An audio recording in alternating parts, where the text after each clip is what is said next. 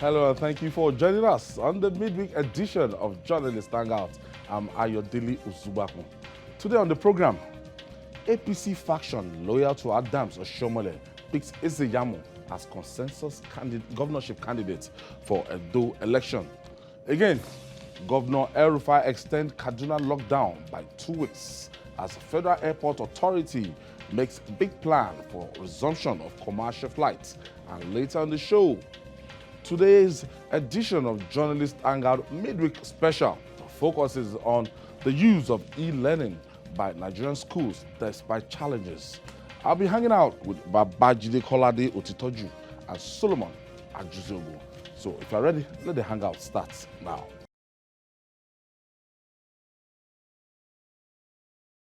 Thank you for joining us. The battle line is gradually appearing on the political turf in Edo State ahead of the 19th of September governorship election in the South states. The All Progressive Congress, APC, faction loyal to the national chairman of the party, Adams Oshiomhole, has picked Pastor Osagie Ize-Iyamu as a consensus aspirant for the APC governorship primaries slated for the 22nd of June. The former secretary to the Edo State government and governorship candidates in the 2016 election will challenge the incumbent Governor Godwin Obaseki for the APC governorship ticket. Babajide saw this coming when, on this program, it came up this topic came up for discussion sometime last week. Let's hear him out.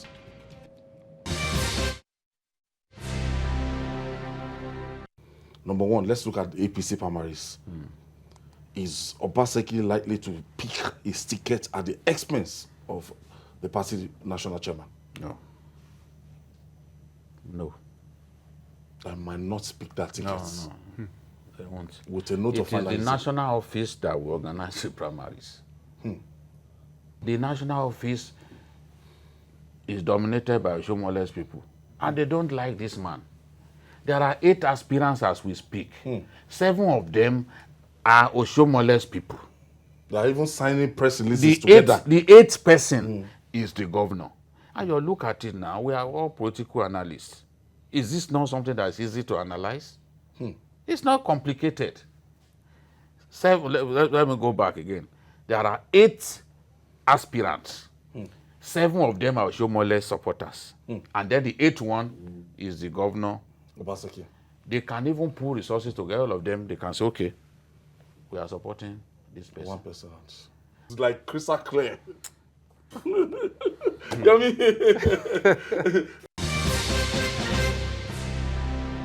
Well, it's unfolding in Edo State. Edo State is going to be interesting. And I don't know what was in the mind of Governor Godwin Obaseki when he started this crisis, or when this crisis started. They've done everything to reconcile him and his estranged godfather, but maybe as a sitting governor, he thought he could go it alone and use the power of incumbency and get that ticket within the All Progressive Congress. Jide is looking more and more difficult for Governor Godwin Obaseki to pick up the ticket of the All Progressive Congress with this development. Yes, and this was what I expected. I said it will not be difficult for all these 7 aspirants to come together and say we are backing one person. And that's what has happened. That's what has happened. A committee was set up to screen those 7 aspirants. Now, that committee affirmed that Ize-Iyamu was the person with the greatest capacity amongst them all, because he had been secretary to the state government, he had been national vice chairman of the ACN, he played an active part in the merger of the APC before he fell out. So when you look at his political pedigree and compare him with the others, it is very clear that he had greater gravitas than the other aspirants. So it was not difficult for that committee to say, okay, you,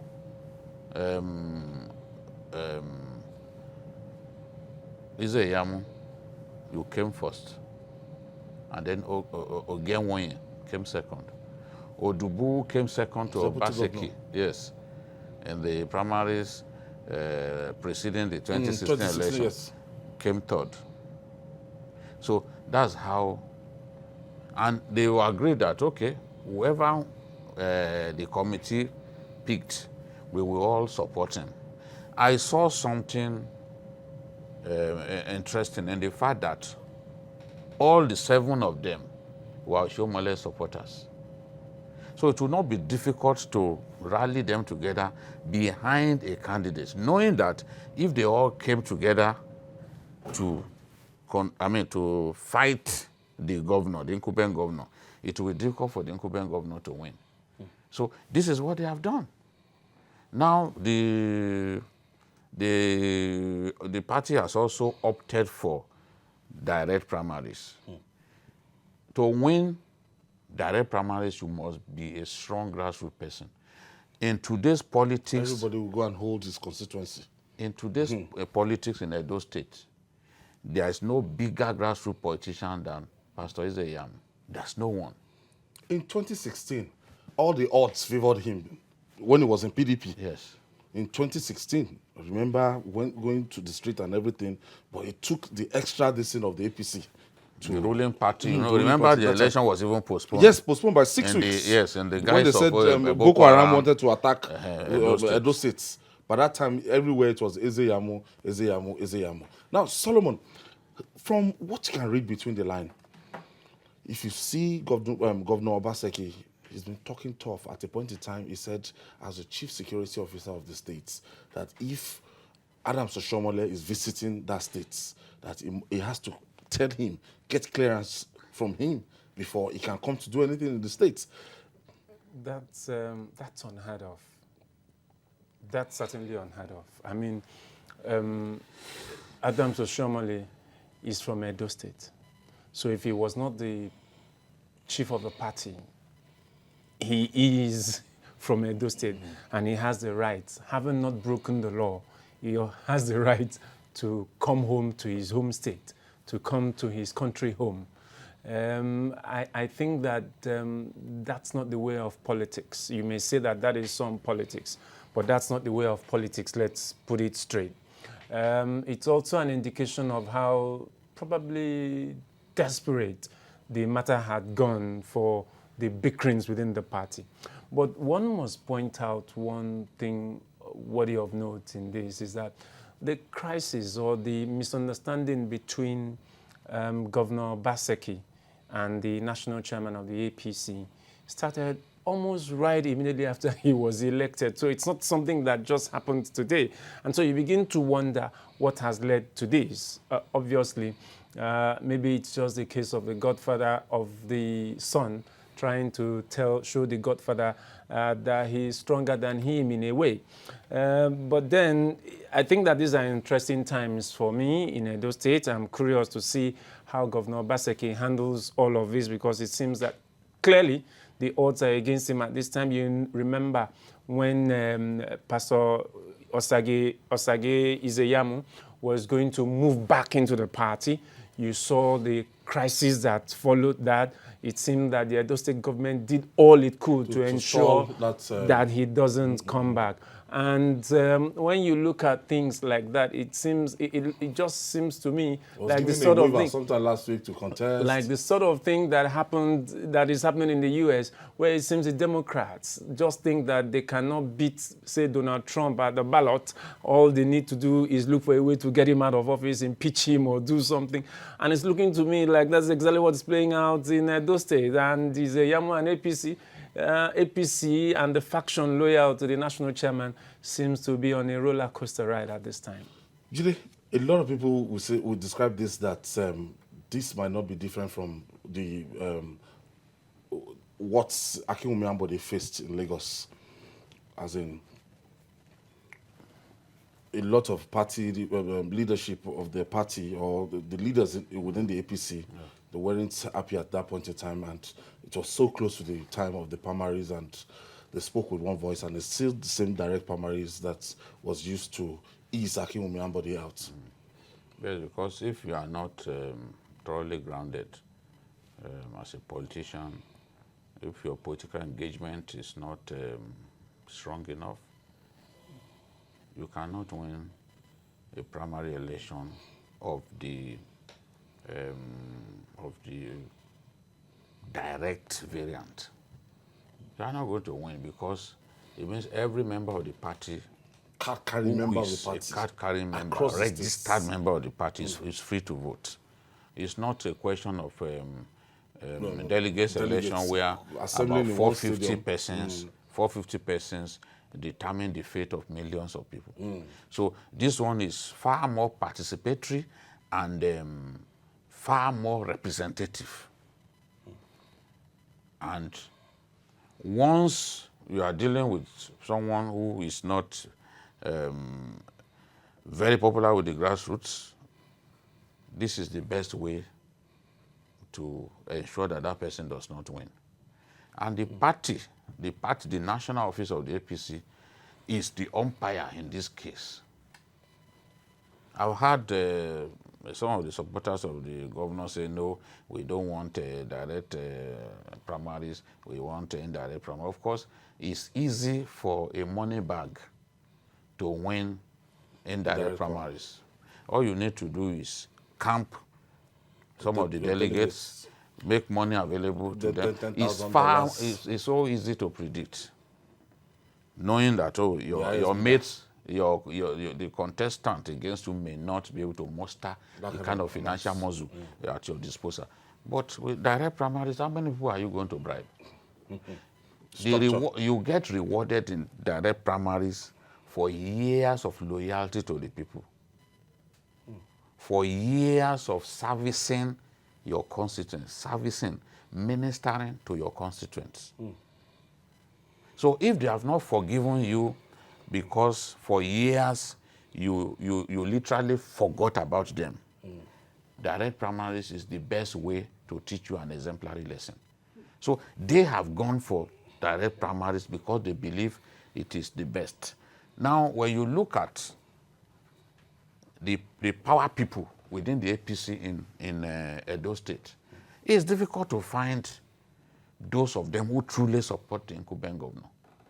Look at in the last 10 years, the people's names you've been hearing when it comes to election in that state. General Charles, Odubu, what's his name? Ize-Iyamu, Ogenwonyi, and the rest of them. In the last 10, 12 years, these are the people that you always hear about. They are the key people. Stakeholders. Now, they were among the aspirants, and they've chosen to say, okay, we are going to back one person. Since the result has come out, it's like a shadow election within the group, and that shadow election has thrown up Ize-Iyamu. Oshiomhole knew what he was doing when he went for Ize-Iyamu, because he knew that Ize-Iyamu was extremely popular. Ize-Iyamu has the capacity to lock up Benin if he wanted. He had that kind of general appeal. Grassroots support. Yes. So he knew that that's the kind of... He had offended him. Oshiomhole had offended him. Said a lot of nasty things about him. But he knew at this point that, look, to deal with a person who went against me and put me to shame in public, I need this person at this time. So he's gone back to him to say, we need to come back to a party that you helped us to form and come and take a shot at this. Governorship. Don't also forget something that I said last week.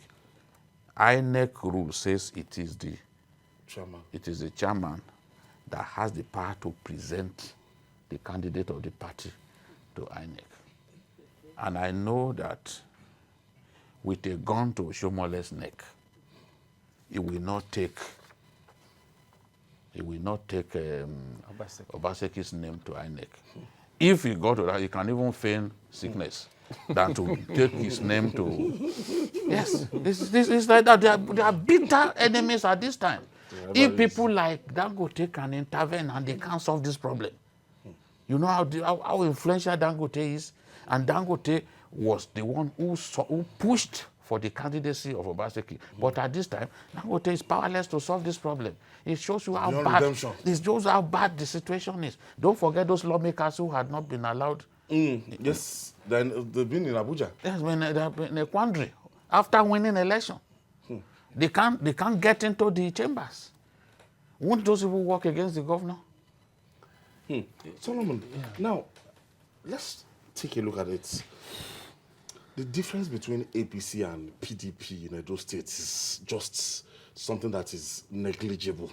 Negligible in terms of when you talk about the number of political offices. When you check out the statistic of 2019 election, 2015 election, and do a kind of comparative analysis, you will know that, look, this is not clearly an APC state. No, it's not. You cannot say that. Now, Ize-Iyamu has an opportunity to move to the People's Democratic Party. And the equation or the dynamics might change if this governor moves to the People's Democratic Party. I think that the statistics you are given have been overtaken by time. If we are to look at the developments on the ground at the moment, you will understand the... I'm relying on the last results. You are looking at the last results, but then 1 year is a very long time to turn the ship of politics around. Who would have thought that within this short period of time, because of the political acrimony in APC in Edo State, that the same Ize-Iyamu, the same Ize-Iyamu that fought toe-to-toe with Adams Oshiomhole and Obaseki will be on Oshiomole's side at this time. And clearly, he is a factor in the politics today. And I do not see that figure, that statistic you have just given, as far as I'm concerned, is nominal. It does not represent the fraction and the things that lie deep down under. By the time the result this time will come out, you will know the factor, the factor that Ize-Iyamu plays in the politics. Now, you have mentioned the names of the politicians, of the big men. They are all on the same side with Ize-Iyamu this time. It's not a matter of split between Oshiomhole and Ize-Iyamu on the other side. It is now Oshiomhole and Ize-Iyamu in the same boat. Now, that makes a lot of difference. For me, that makes a lot of difference. I have Ehi calling us from Lagos. Thank you for joining us. Hello? Ehi? Are you there? It's gone. So, what I'm saying, the same question I asked Solomon, is Ehi back? Hello? Hello. Yes. Thank you for hanging out with us. Yes, I can hear you. Good evening. Good evening. Yes, good evening to Babajide as well. Good evening. Oh, it's like they're not hearing me. I don't know what. We are hearing you. Go ahead. Yeah. Oh, okay. I get your question clearly. Even when Ize-Iyamu was in the ACN, it had always been tough for the party to win election there. They cannot say that is an APC state. In the presidential elections, PDP always wins. Presidential elections. Go back to even when Oshiomhole was a sitting governor. Yes.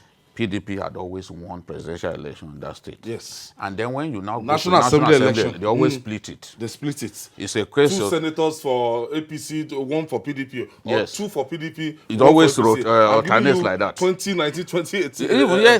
Even from way back. That's what I'm saying. That even when it was kind of absolute PDP states. No, it's not. APC states. There is no. You see, that's what the South. Yes. The voter behavior in the South is basically the same. The stature of Oshiomhole and him coming into that party. That's what helped them to ACN. But even then, when they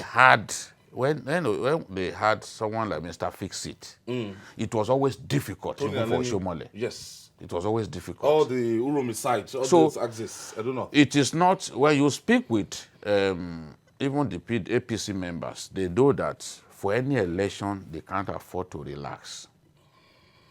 PDP will always give them a tough battle, no matter the time. And that's why I They said, have the deposits. even when, the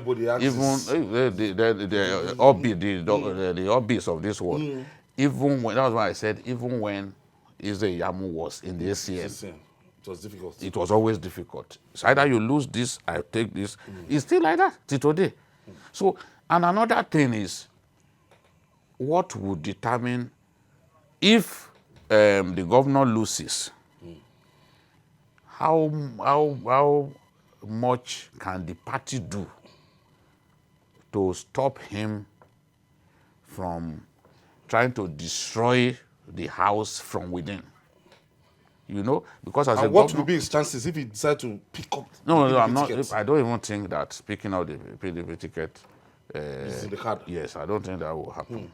Now, the point that I make, because even for those people, they too, they have their people. Yes. And they are not even sure that he will give them victory, if even he gets it on their platform.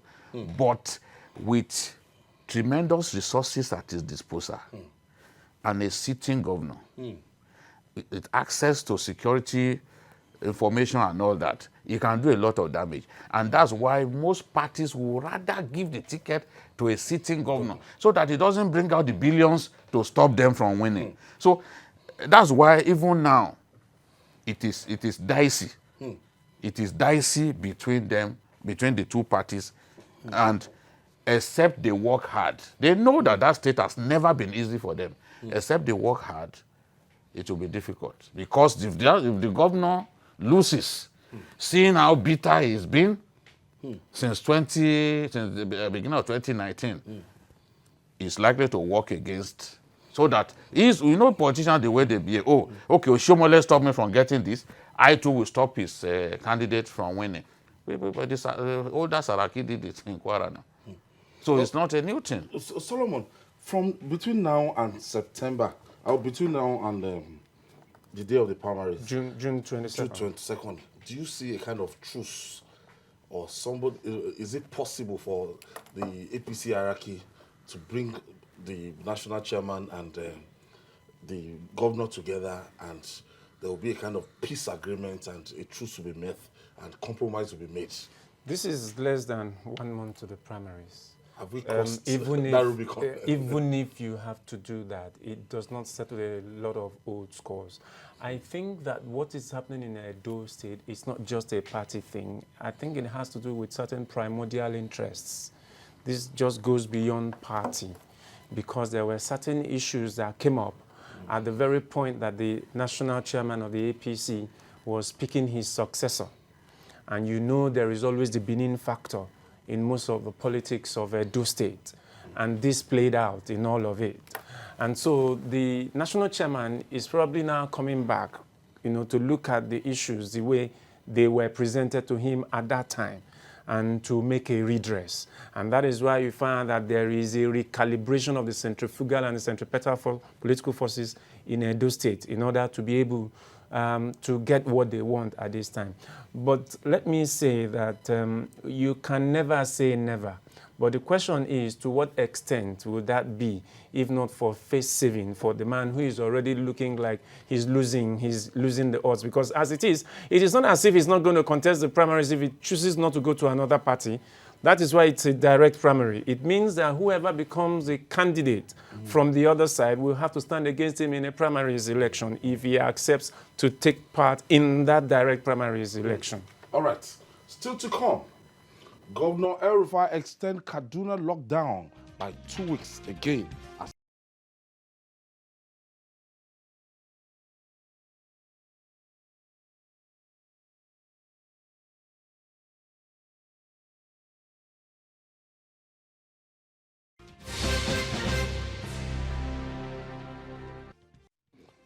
Thank you for joining us again.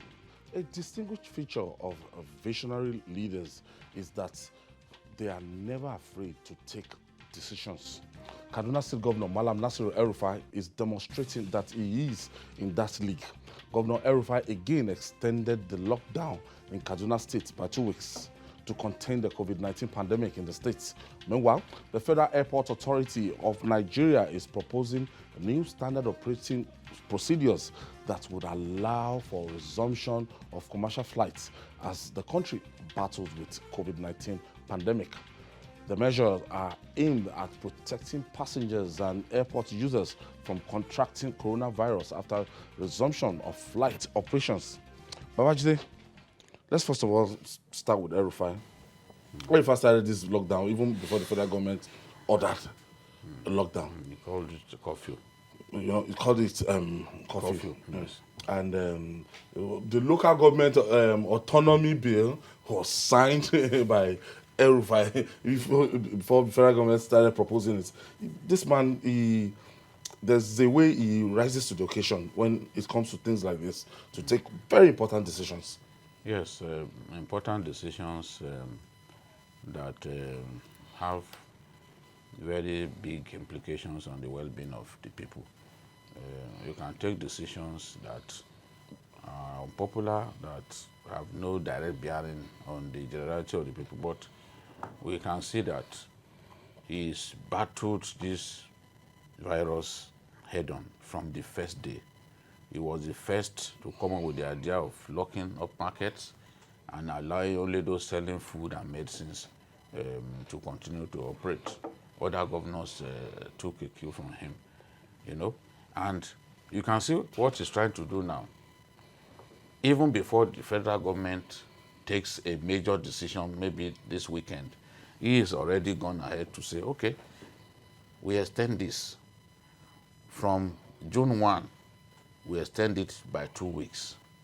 But he's also going to allow some days, 3 days in a week when people can restock, when businesses can open and all that. That's his own way of gradually easing the people back into their normal lives.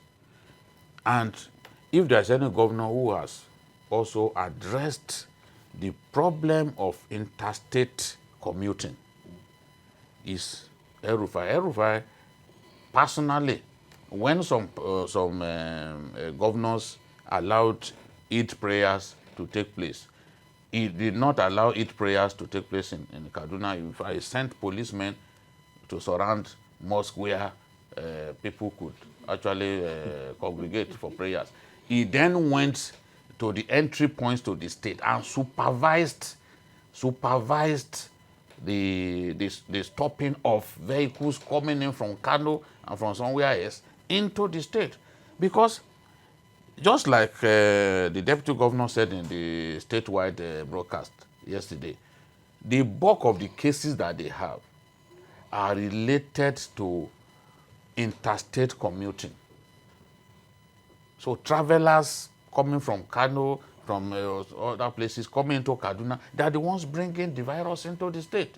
That's why he's desperate to stop them. He put boulders on the road, and he's even personally going to those entry points to ensure that these people do not come in. And he's saying, look, if not for the sacrifice that we are making as a people, the spread of the virus in Kaduna State will have been greater, which will not be good for the people. So this is his own way of dealing with this problem. Yes, the problem is there, but we have to address it. We have to attack it. And that's what the governor is doing. He's setting the right example. Because at the end of the day, if things degenerate, it is in Kaduna State, it is El-Rufai that you call. He's the one that will address. So he's not going to simply look at a governor not far away from him and take the bad example from that governor. No, he's doing it his own way. The way he thinks that result will be delivered, the right result will be delivered. That's the way he's doing it. Solomon, there are some governors that they've been outstanding in the battle against COVID-19, talking in terms of the governor of Lagos State and some other governors that they've done their best. And you can easily categorize El-Rufai as somebody that had even contacted the pandemic himself, and he has been treated, and he knows how the thing feels, and now is determined to make sure that thing does not penetrate into Kaduna State. As at today, or as at last night, Kaduna has had 208 cases, 128 people have recovered. Unfortunately, 6 people have died in Kaduna State, as that, yesterday. I think that if you are talking about governors who have performed excellently well in this time of crisis, coronavirus crisis, when you pick the governor of Lagos State, I think in my estimation that El-Rufai comes next, because that's the governor that sees tomorrow. That's the governor that he's not reactive, he's first proactive. He takes decisions before any other person comes to take the decisions.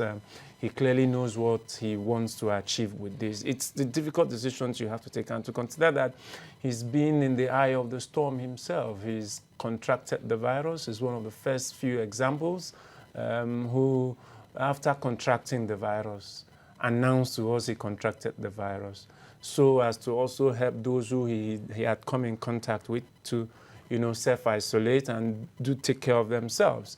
He has been very transparent in the way he has handled the issue of the coronavirus in his state, and he has been decisive.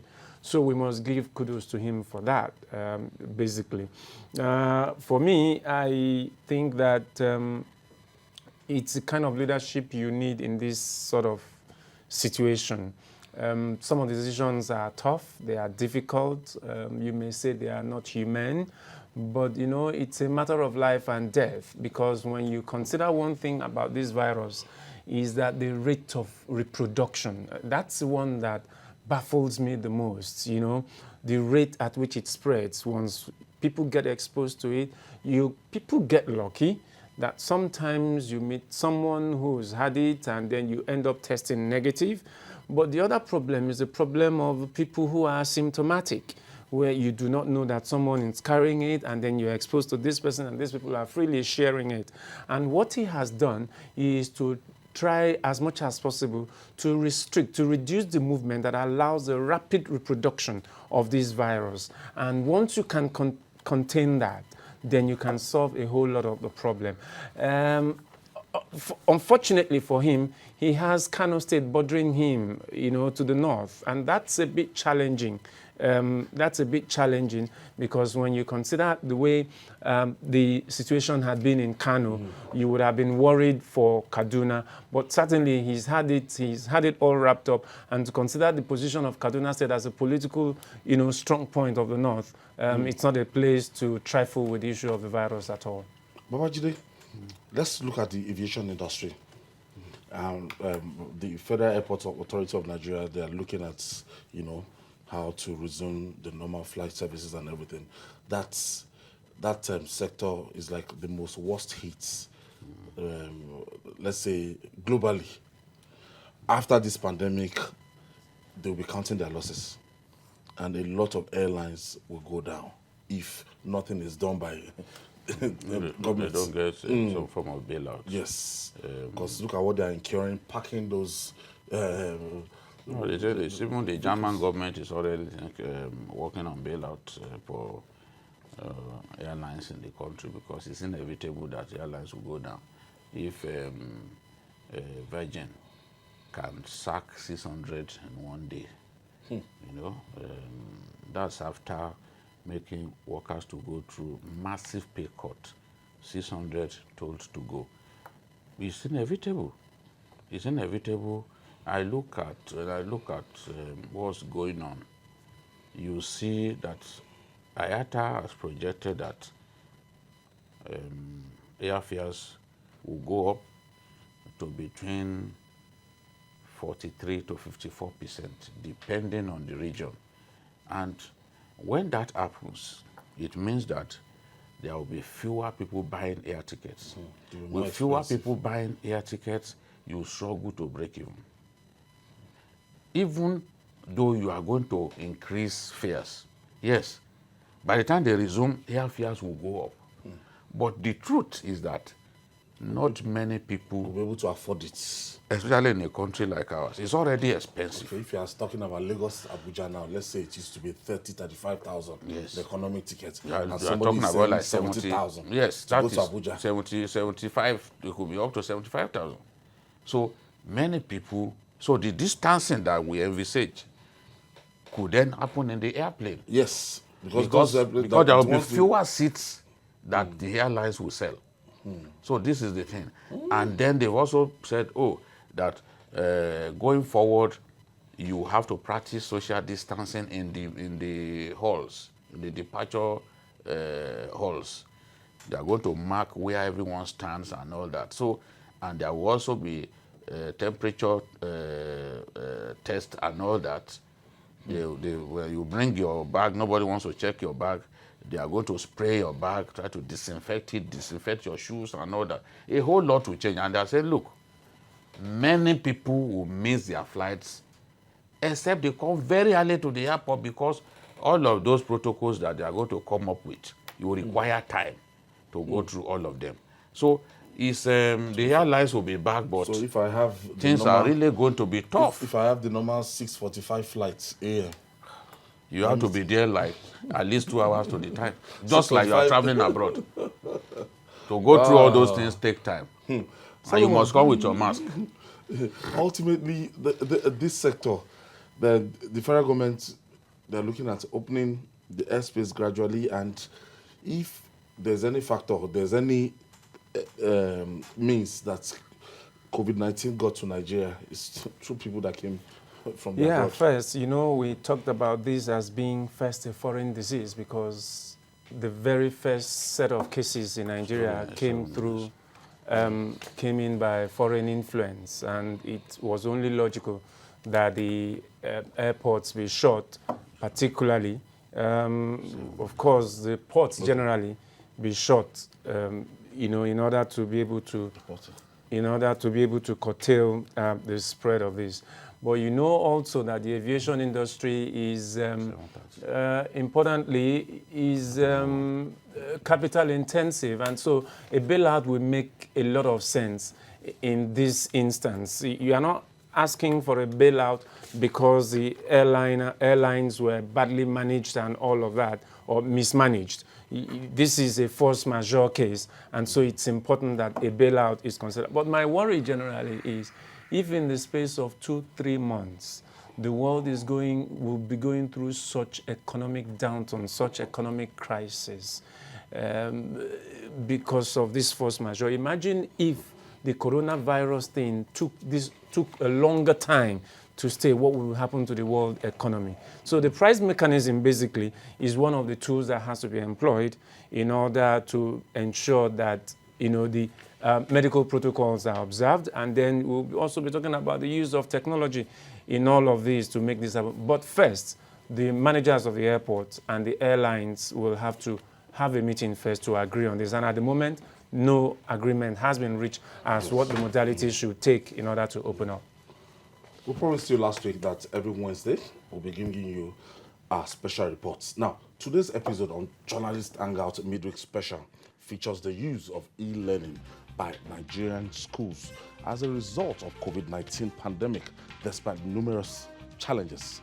TVC News' Abiola Sholanke filed in the reports on the adoption of online learning by many schools.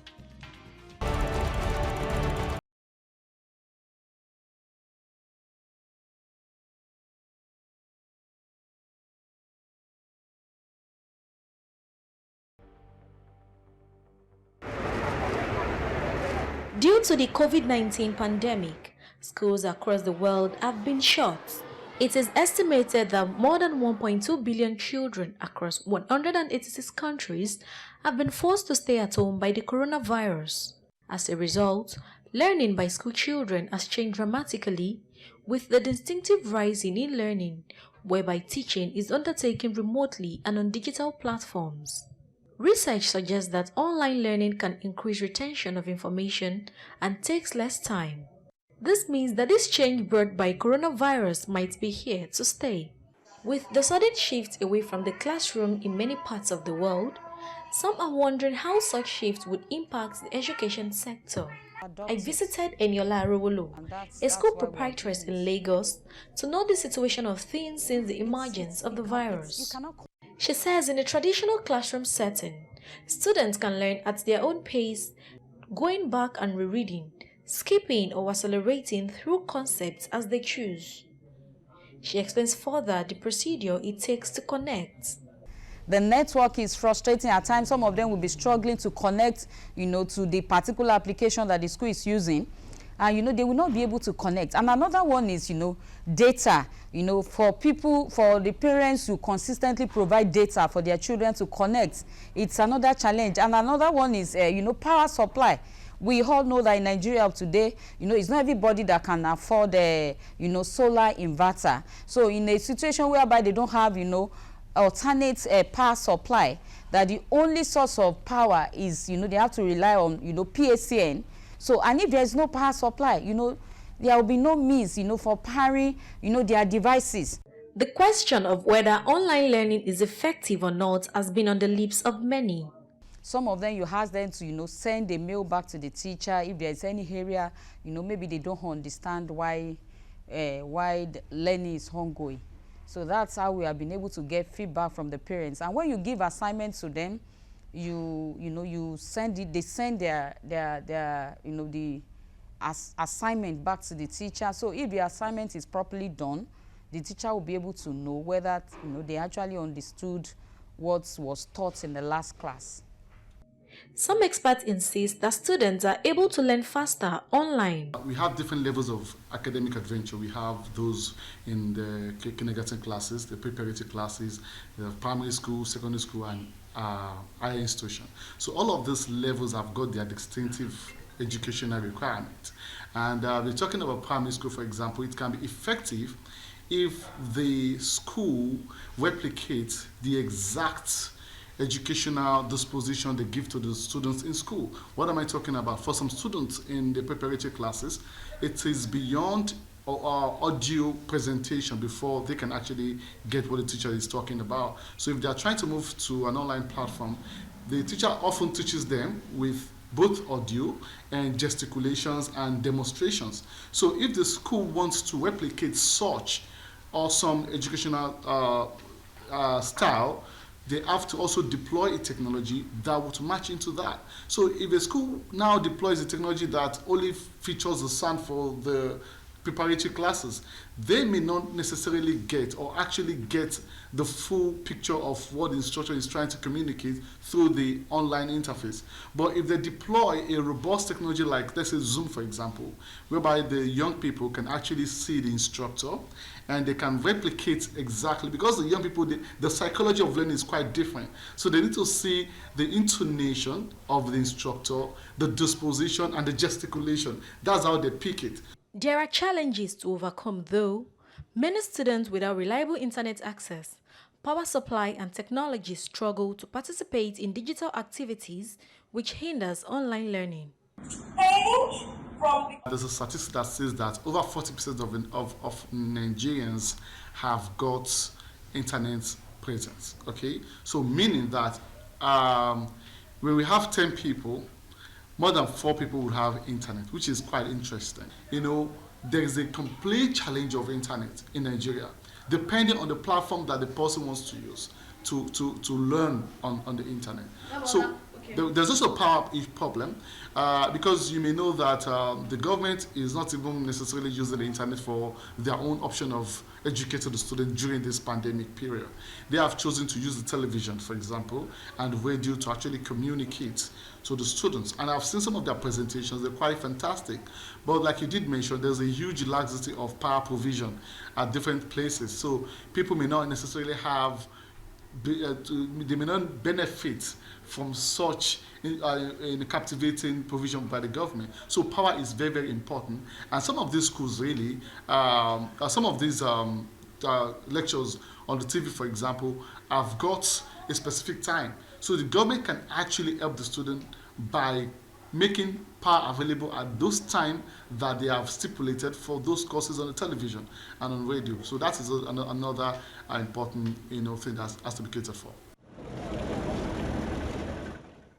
I also went to the street to hear the view of residents of Lagos regarding online learning.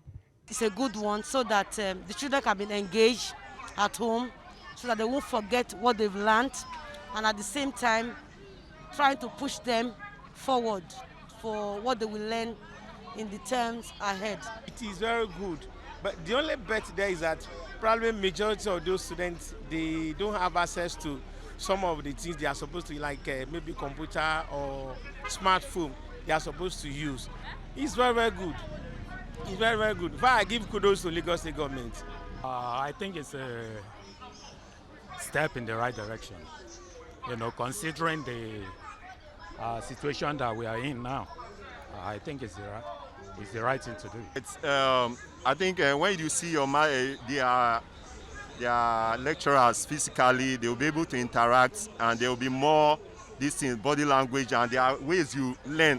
When you see your lecturer, just like somebody is explaining something to you, there's a way you get the understanding down just online. While some believe that the unplanned and rapid move to online learning with no training, insufficient data transmission and little preparation will result in a poor user experience, others believe that the new model of education will emerge with significant benefits. Abiola Sholanke, TVC News, Lagos.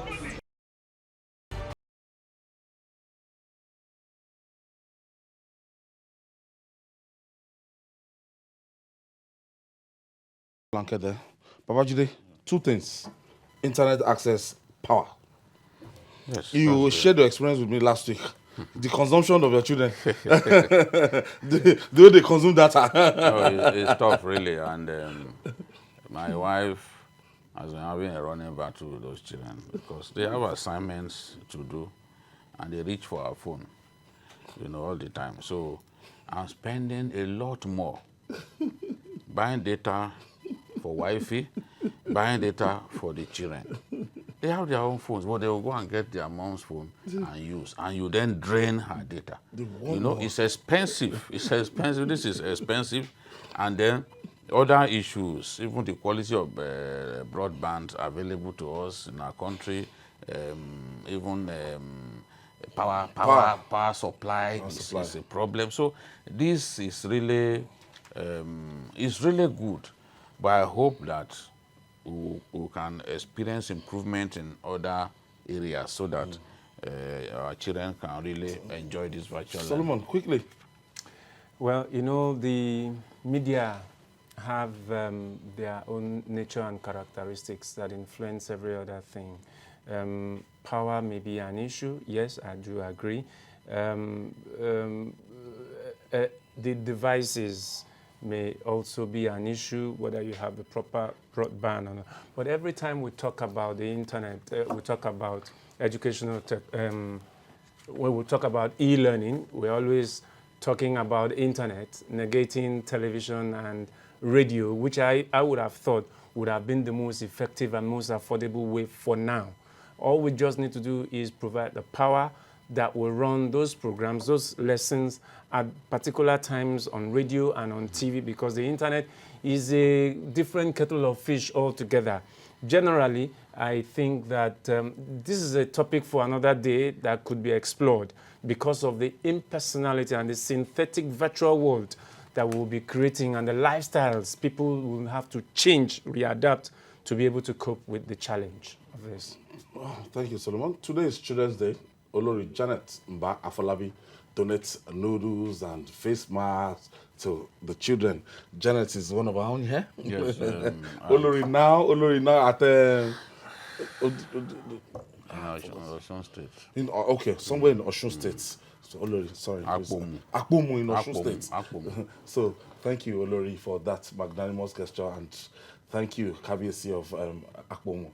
So sometime, me and Judy, after this COVID, we should pay a visit to the palace. You can see the children with the noodles. Okay. Oh, okay. Nakpomo. This is what we want. Her husband had done something similar a couple of months back. So it's a good thing that they are observing social distancing. Yes, they must have told those children, don't mail around. Yes, the way... Don't be too close to one another. Oh, this is nice. This is nice. One of our own. Thank you, Janet. Thank you, Mrs. Mba Afolabi. Thank you so much. Solomon, thank you for your participation today. Thank you. Thank you. We hope to have you next sometimes. And Babajide, Sure. Tomorrow is another day, and that's Yes, our friend today. Join us tomorrow for another episode of the program. You can watch Journalists Hangout on our platform showing on the screen. We're also on YouTube, youtube.com/TVC News Nigeria. Our feedback channel is Journalists Hangout at tvcnews.tv. I'm Ayodele Ozugbakun.